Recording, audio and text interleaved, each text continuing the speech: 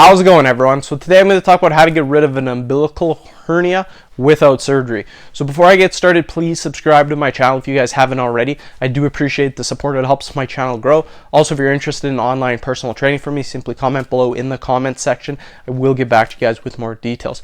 So a hernia occurs when the organ pushes through an opening in the muscle that holds it in place. Hernias occur in the abdomen, but they can also appear in the upper thigh, the belly button, the groin area. They can appear just about anywhere, you guys. Most common types of hernia are inguinal.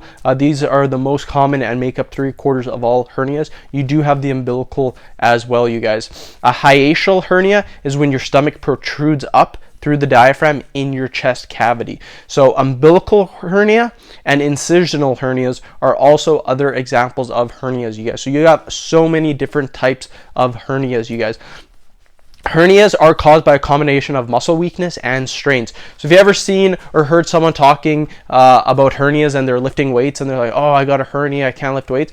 Hernias, again, too much pressure, too much force is being exerted and you get a hernia. That's why people who lift weights, bodybuild, powerlift, they got to be very careful, because if they're using maximum weight, they have a higher percent chance of getting a hernia. That's why powerlifters are more likely to get hernias than just general bodybuilders. Bodybuilders generally use a lighter load, higher repetitions. Powerlifters, all about that 1 rep max, you guys. Again, they do train in other rep ranges, but generally 1 rep is their goal. So you got to watch out for hernias, you guys. So how can you tell if you have an umbilical hernia, if you have a different type of hernia?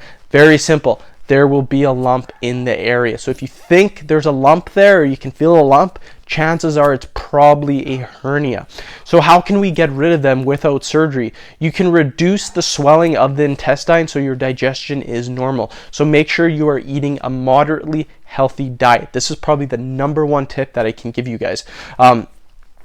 Inguinal or umbilical hernias can be left alone if they do not cause symptoms and are very small in size. So they can be left alone, you guys. What I recommend doing is going to the doctor and get it looked at. Some hernias do require surgery, and I myself, I can't look at a hernia and tell if that's an umbilical, if it's a hiatal, if it's